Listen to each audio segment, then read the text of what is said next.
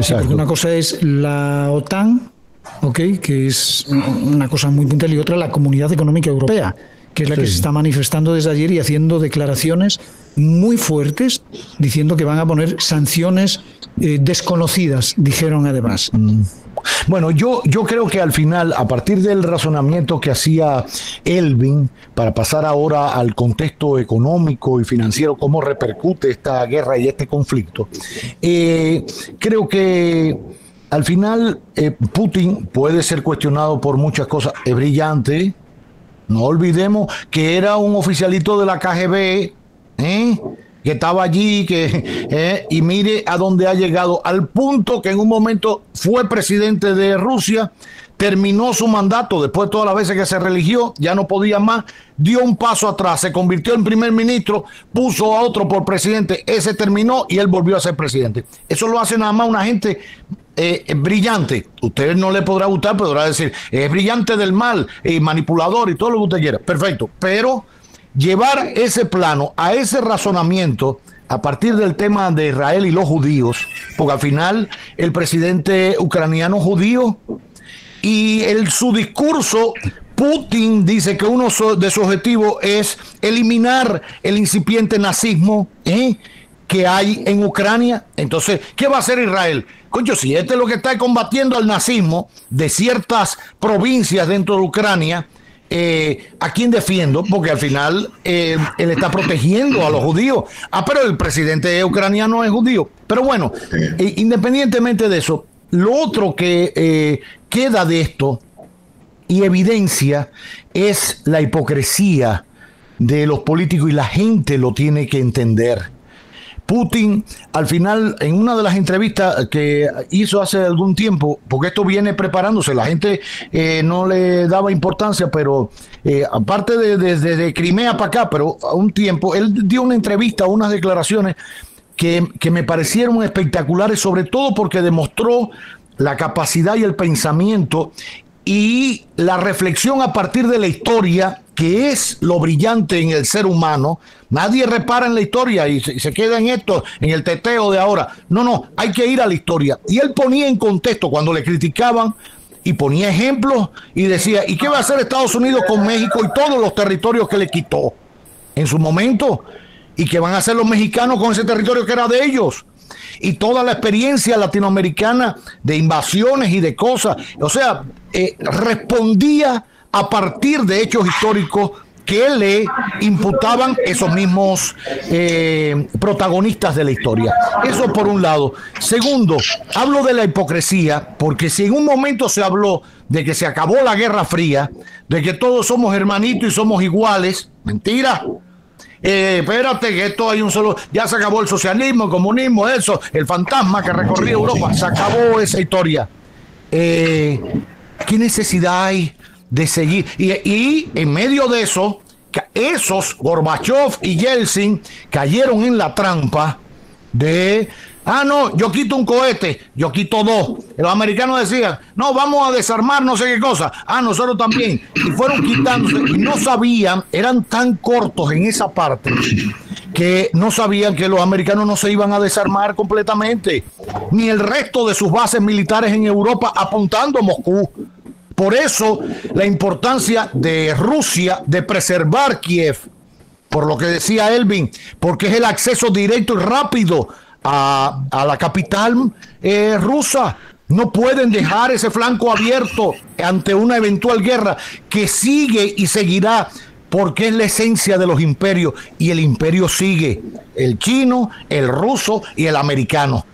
Para que no nos olvidemos de eso, porque pensamos que estamos en violín. Entonces, digo esto por el tema de la hipocresía política de los políticos y de la diplomacia. ¿Qué necesidad hay de tener una OTAN con esta naturaleza y cercando a Rusia, cuando le han exigido a Rusia que quite armamentos y haga compromisos de vainas nucleares y el copón bendito? Es lo que cuestiona también Putin, porque lo están atrapando y también van a meter a Ucrania. No, espérate, porque me voy a la historia allá al 5. Entonces, quería decir esto para que la gente tuviera un contexto completo, porque ahora todo el mundo le está entrando a Putin y el asesino de Putin y la invasión. Vamos a hablar en términos más equilibrados, tratando de ser equilibrados, aunque con la guerra siempre, el que da primero siempre se va a llevar las de perder, porque es dolorosa una guerra. Veamos entonces ahora un poquito el contexto económico, Fabricio.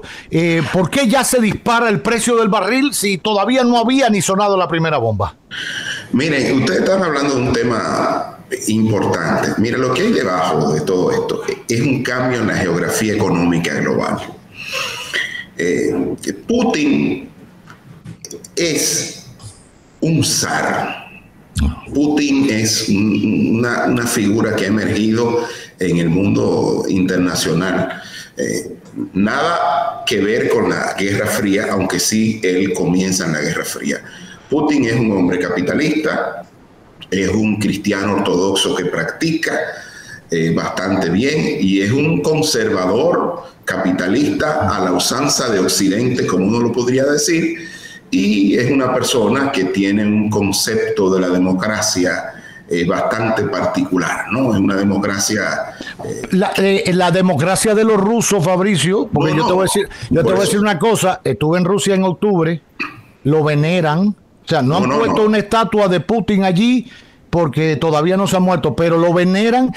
E incluso me decía alguien, quizás sea el retorno de un ex líder de Rusia a que lo entierren allí en la muralla de la Plaza Roja del Kremlin, sí. Para que estemos claros. Les invito a que lean, ustedes seguro, pero a los que nos están viendo, El último zar, sí. A propósito de lo que decía Fabricio, un libro que retrata a Putin. Lo que quiero decir con Putin es que hablo del tema de la religión porque es uno de los pilares de su liderazgo al interior de Rusia. Él se sostiene bastante en el cristianismo ortodoxo. Occidente dejó que Putin creciera mucho, porque hoy hay un nudo en estrategia que estamos viendo aquí. Hay un serio problema en la estrategia, y es que Europa tiene una dependencia energética muy alta de Rusia, fundamentalmente Alemania, Francia, Austria, que esto lo saca de competitividad a nivel global. El hecho de que aumenten los precios del gas natural, sobre todo Alemania, que es la locomotora de la economía en términos de Europa. Pero que, miren, esto estaba fríamente calculado, porque si había un momento donde esto iba a hacer daño a la economía de Occidente, era en este momento. ¿Por qué? Por la estacionalidad del invierno en el hemisferio norte. Eso es un elemento central, porque si esta invasión se hubiera dado en primavera o en verano, la absorción de los precios de todos los commodities hubiese sido más fácil para todo el mundo, fundamentalmente para Occidente. Putin está jugando con una carta marcada. Putin entra e invade, los Estados Unidos lo habían advertido, pero previamente todo parece indicar que Putin tiene un acuerdo con los chinos o con China.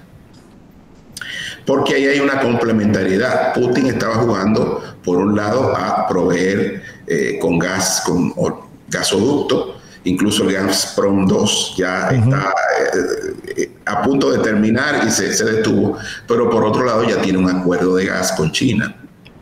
Es decir, él está emergiendo y él es un estratega militar y político impresionante. Porque si bien es cierto que Rusia es una potencia militar, no es una potencia industrial ni económica y deja mucho que desear en esa parte. Y sin embargo, con China, él tiene una complementariedad importante. Gas natural, petróleo, y China tiene la capacidad de proveerle el cambio en términos tecnológicos que necesita su industria para convertirse en una potencia económica también. Entonces, Putin es alguien que Occidente dejó crecer, y sobre todo Europa, porque para Olaf Scholz, que es el canciller alemán, le es muy difícil tomar una decisión fuerte contra Rusia, porque incluso en el día de hoy ya se está hablando de un paquete de ayuda de 13.000 millones de euros para evitar que el aumento en el gas natural no afecte a los hogares alemanes, porque Alemania tomó una decisión energética que tiene que ver con la descarbonización, y de ese 40% que llega de Rusia de gas natural, ellos utilizan la mayor parte. Es decir, empezó la guerra, pero se sigue bombeando gas natural desde Rusia hasta Europa a este momento. Y es muy difícil, óiganlo bien, es muy difícil que se suspenda eso, porque ahora mismo parte importante del gas natural que está consumiendo Europa y que tiene reservas importantes, lo único que a unos precios muy altos que saca de competitividad de esas economías, viene desde los Estados Unidos a partir de barcos que con criogenia transportan el gas natural, claro, a un precio mucho más alto. Claro. Entonces, ¿qué está pasando hoy en el daño en la economía global? Los principales commodities se han disparado. Hoy rompió la barrera psicológica de los $100 el precio del barril de petróleo Brent. El West Texas está en $97 aproximadamente. Pero ¿qué nos preocupa más que el petróleo? Los principales commodities a nivel agrícola. Me refiero a 3 fundamentalmente: trigo, maíz y soya. Ucrania es el tercer o cuarto productor de maíz del mundo y uno de los más fuertes o era en trigo. Esos 3 productos explican más del 50% de la industria alimentaria a nivel global. Eso gatilla precios de artículos de primera necesidad de manera brutal. Y hoy el aumento promedio en los mercados a futuro, los Brussels, como se llaman las unidades en que se miden sobre todo el trigo, está entre 35 y 40% más. Oye, porque esto afecta. Recuérdense que la cadena logística de distribución no se ha recuperado completamente. Entonces, parte de los puertos y de los contenedores que venían de Asia y que vienen de esos lados, había comenzado a moverse porque al aumentar el comercio comenzaba a bajar el precio del transporte. Imagínate ahora que parte importante de esos puertos van a tener que utilizarse para fines de avituallamiento militar. Es decir, la cadena logística va a sufrir un retroceso y va a hacer que los precios aumenten.